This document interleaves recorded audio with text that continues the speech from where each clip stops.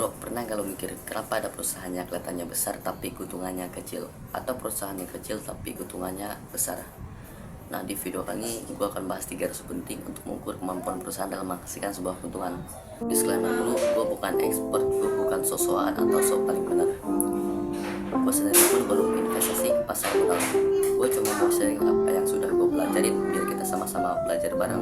Nah, rasio yang pertama itu ROE atau Return on Equity.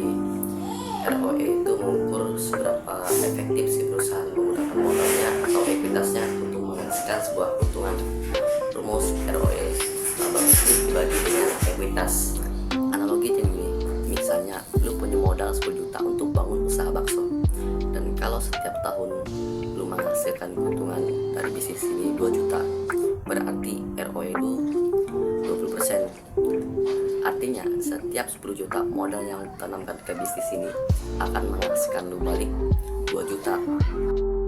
Rasio yang kedua yaitu ROA atau Return on Asset. Nah, ROA itu mengukur seberapa efektif si perusahaan ini menggunakan seluruh sumber daya yang ada untuk menghasilkan sebuah keuntungan.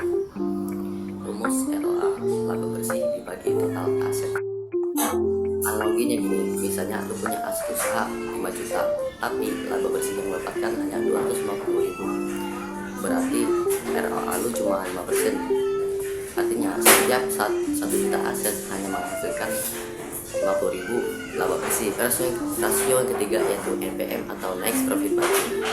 Nah, NPM itu mengukur berapa persen sih dari pendapatan yang jadi laba bersih. Tujuannya untuk mengukur berapa besar margin yang didapatkan sebuah perusahaan. Rumus NPM laba bersih dibagi pendapatan dikali 100%. Analogi ini, misalnya lu jualan bakso dan omset lu bulan ini 10 juta, tapi setelah dipotong biaya seperti bahan, listrik, gaji, iklan, dan lain-lain, sisa 1 juta, berarti NPM lu 10%. Semakin besar NPM semakin bagus. Nah, itu tadi dia rasio penting untuk menilai kualitas sebuah perusahaan. Sekali lagi, gue bukan expert, gue bukan sosokan atau so paling benar. Gue cuma mau sharing apa yang sudah gue pelajari biar kita bisa belajar bareng.